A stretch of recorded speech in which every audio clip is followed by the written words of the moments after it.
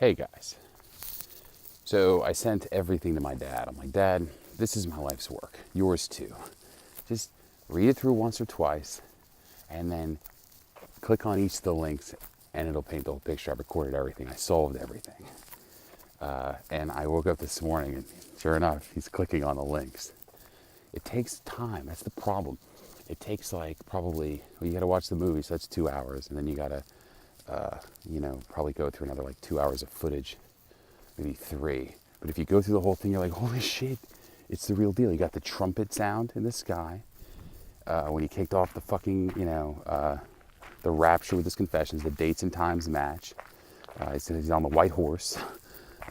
He's got the little book, which is the 7 spirits of God or whatever, that show the 7 spirits of God.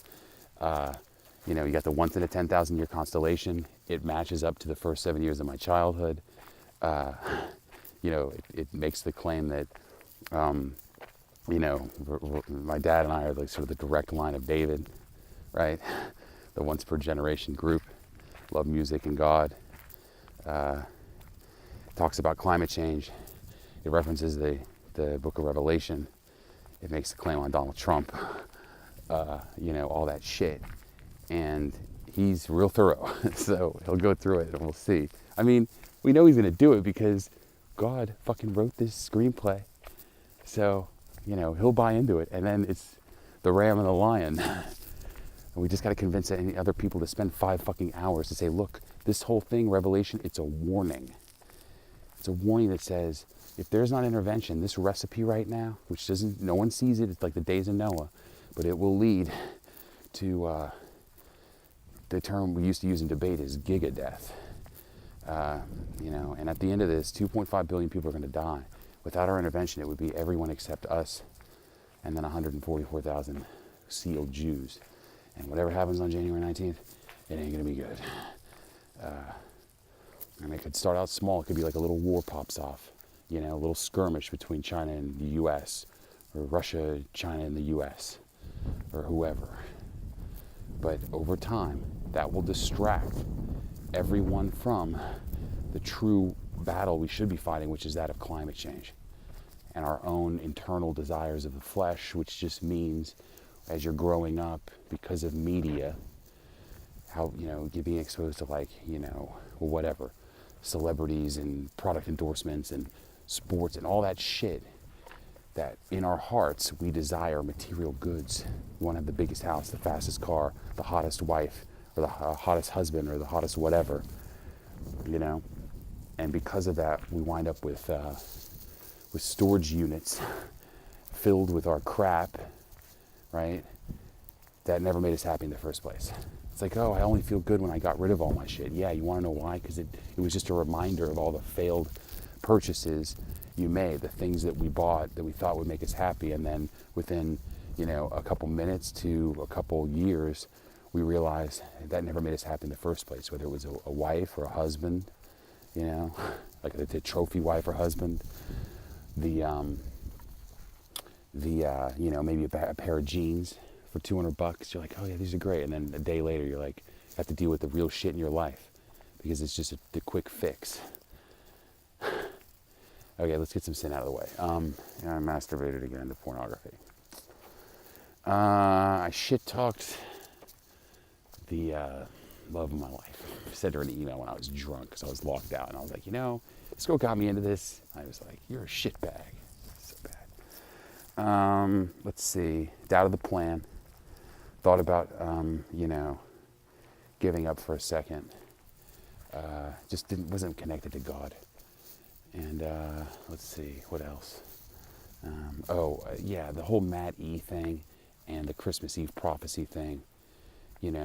Christmas Eve prophecy, I try to cram 33 disasters into 33 videos. And I gotta tell you, I feel like I got some, but it really was a testament and helped me understand that it needs to be 2 people on camera, not 2 people on camera, not just me. Which is, the other witness. So it helped me understand that my dad's the second witness. And he's obviously, like I said, reviewing that shit now. What else?